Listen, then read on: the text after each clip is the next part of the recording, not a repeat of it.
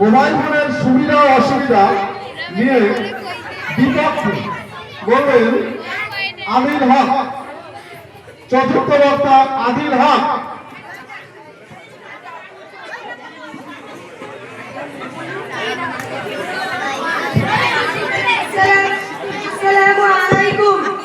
আজকের এই বিতর্ক প্রতিযোগিতায় উপস্থিত সম্মানিত মডারেটর, অতিথিবৃন্দ, প্রতিপক্ষ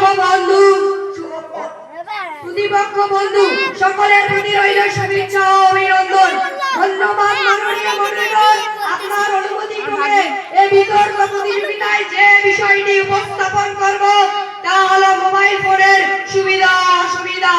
অত্যন্ত যুক্তি দিয়ে আমি এর বিপক্ষে অবস্থান করেছি।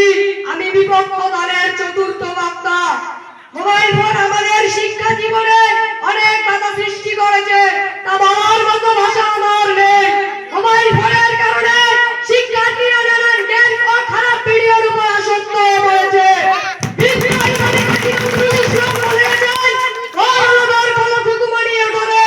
কিন্তু মাননীয় মডারেটর, খুকুমনি কি এখন ঘরে শুনতে বন্ধুদের কাছে প্রশ্ন রইল। মাননীয় মডারেটর, আমরা লক্ষ্য করলে দেখতে পাই যে মোবাইল ফোনের কারণে আমাদের নানান দুর্ঘটনার শিকার হতে হচ্ছে। কারণ অনেকে পথ চলার সময় কানে হেডফোন লাগিয়ে চলে, ফলে যানবাহনের হর্ন তাদের কানে পৌঁছায় না। এর ফলস্বরূপ মোবাইল ফোন আমাদের মৃত্যু ডেকে আনছে।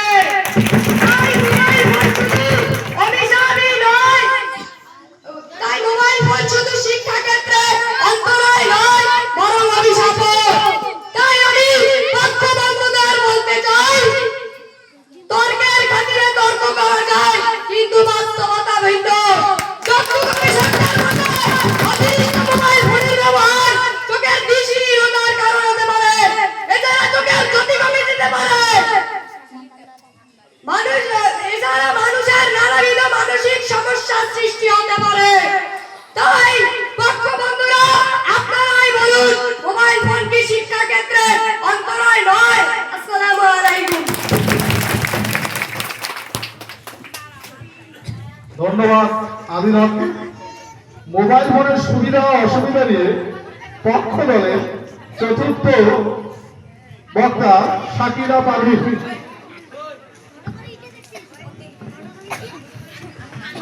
আসসালামু আলাইকুম ওয়া রাহমাতুল্লাহি ওয়া বারাকাতুহু। আজকের এই বিতর্ক প্রতিযোগিতায় উপস্থিত সম্মানিত মডারেটর, অতিথিবৃন্দ, প্রতিপক্ষ বন্ধুরা ও সকলের প্রতি রইল শুভেচ্ছা ও অভিনন্দন।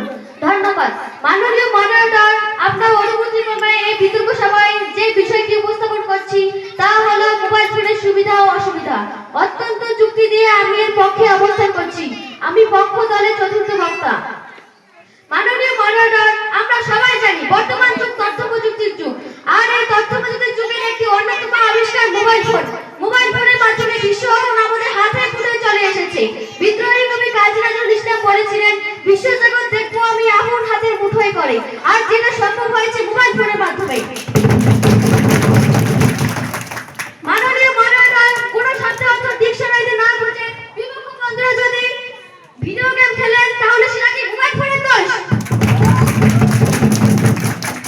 মাননীয় মডারেটর, বিপক্ষ বন্ধুরা মনে হয় জানেন না যে মোবাইল ফোনের মাধ্যমে বর্তমান লক্ষ লক্ষ মানুষ টাকা উপার্জন করছে, অনলাইনের মাধ্যমে টাকা লেনদেন করছে, অনলাইন ক্লাস করছে, গুগলে গিয়ে বিভিন্ন কঠিন সমস্যার সমাধান পাচ্ছে, দূরে থাকা বন্ধুদের সঙ্গে ও আত্মীয় স্বজনদের সঙ্গে ফোনালাপ করছে, বিভিন্ন নিত্য প্রয়োজনীয় জিনিস অর্ডার করে বাইরে পেয়ে যাচ্ছে। মাননীয় মডারেটর, বিপক্ষ দলের চতুর্থ বক্তা তার বক্তব্যে বলেছিলেন যে হুকুমনের নাকি ভোরের সূর্যের মুখ এখন আর দেখেন না। মাননীয় মডারেটর, শিশুর পিতামাতা যদি ভোরের শিশু হাতে মোবাইল ফোন দেন, খাওয়ার সময় মোবাইল দেখিয়ে খাওয়ান, তাহলে মোবাইল ফোন এখানে মোবাইল ফোনের দোষটা কোথায়? আসলে দোষটা তো পিতামাতার। পরিশেষে এই কথা বলতে চাই যে মাননীয় মডারেটর, বিপক্ষ দল শুধু তর্কের ক্ষেত্রে তর্ক করছে, কিন্তু বাস্তবতা পুরোপুরি ভিন্ন। বিপক্ষ দলের বক্তব্যে যুক্তির চেয়ে অযুক্তি বেশি রয়েছে। ধন্যবাদ মাননীয় মডারেটর, ধন্যবাদ সবাইকে। ধন্যবাদ পক্ষ দলের শাকিরা পারভিনকে। মোবাইল ফোনের সুবিধা ও অসুবিধা নিয়ে বিপক্ষ দলের শেষ বক্তা এবং পঞ্চম বক্তা খোরশেদা বানু। আসসালামু আলাইকুম। মাননীয় মডারেটর, আজকের বিতর্কের বিষয় নির্ধারণ করা হয়েছে মোবাইল ফোনের সুবিধা ও অসুবিধা। মাননীয় মডারেটর, বিচারক মণ্ডলী ও উপস্থিত সকলকে আমার আন্তরিক শুভেচ্ছা ও অভিনন্দন। আমি বিপক্ষ দলের পঞ্চম বক্তা। আম্মু বলেন পড়ে শোনা, আব্বু বলেন মন দে, পাঠে আমার মন বসে না, মোবাইলের এই সবে। হ্যাঁ মডারেটর, আজ এই হচ্ছে তরুণ প্রজন্মের বাস্তব চিত্র। প্রতিপক্ষ বন্ধুরা, শুধু তর্ক না করে বাস্তবতা একটু বুঝুন। মাননীয় মডারেটর, আমাদের গ্রামে একটি ছেলে ছিল, তার নাম রায়হান। সে পঞ্চম থেকে অষ্টম শ্রেণী পর্যন্ত ক্লাসের ফার্স্ট বয় ছিল, কিন্তু যখন তার হাতে মোবাইল এলো তখন থেকে তাকে আর ফার্স্ট বয় হতে দেখা যায় না। তাকে এখন দেখা যায় সর্বক্ষণ ফেসবুক, ইনস্টাগ্রাম, হোয়াটসঅ্যাপ চালাতে। এমনকি তাকে বাথরুমে বসে ফ্রি ফায়ার খেলতেও দেখা যায়। মাননীয় মডারেটর, এখন মানছে যে মোবাইল ফোন একটি আধুনিক আবিষ্কার, কিন্তু এটার মাধ্যমে শিক্ষার্থী তথা মানব জাতি প্রয়োজনীয় বিষয়বস্তুর চেয়ে অপ্রয়োজনীয় বিষয়বস্তুর দিকে বেশি আকৃষ্ট হচ্ছে। তাই তো পক্ষ বন্ধুরা বলে, না শুনে পিতামাতার কথা করবো আমরা বক বক, সারাদিন শুধু দেখতে চাই ফেসবুক আর টিকটক। মাননীয় মডারেটর, শিক্ষার্থীরা তাদের সহজ সরল পিতামাতাকে বুঝিয়ে মোবাইল ফোন কিনেছে আর সোশ্যাল মিডিয়া তাদের নিজেদের ধ্বংস করছে। এত কিছু যুক্তি দেখানোর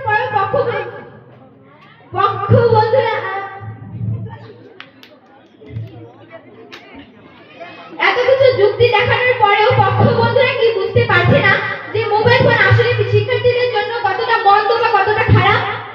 তাই আমি বলতে চাই যে আজকের দিনে এই যত দোষ মোবাইল ফোন। ধন্যবাদ মাননীয় মডারেটর, ধন্যবাদ সবাইকে। আসসালামু আলাইকুম। ধন্যবাদ প্রশ্ন দেওয়ানোকে। আপনারা এমন একটি সুন্দর জিনিস উপভোগ করছেন, তার জন্য অবশ্যই একটা হাততালির দরকার, কিন্তু আপনারা সেটা দিয়ে সহযোগিতা করছেন না। এসব জিনিস তৈরি করতে খুব কষ্টের বিষয় হয়ে দাঁড়ায়। আমাদের আদর্শকে আছে, উনি অনেক কষ্ট করে এটা তৈরি করেছেন, আর এই প্রতিযোগিতাগুলো সচরাচর দেখা যায় না, ঠিক আছে? আর আজকে যে বিষয়টা নিয়ে আলোচনা হচ্ছে খুবই একটা গুরুত্বপূর্ণ বিষয়, ঠিক আছে? আপনারা একটু হাততালি দিয়ে সহযোগিতা করবেন। মোবাইল ফোনের সুবিধা ও অসুবিধা পক্ষে লাস্ট এবং শেষ বক্তা শাহানুর আলম। আসসালামু আলাইকুম। আমি পক্ষ দলের পঞ্চম বক্তা, সবাইকে আন্তরিক শুভেচ্ছা অভিনন্দন জানিয়ে আমি আমার বক্তব্য শুরু করলাম। পড়ার সময় মোবাইলটা একটু করে রেখে সাইলেন্ট বিভক্ত বন্ধুদেরকে নিয়ে এই সমস্যায় কেন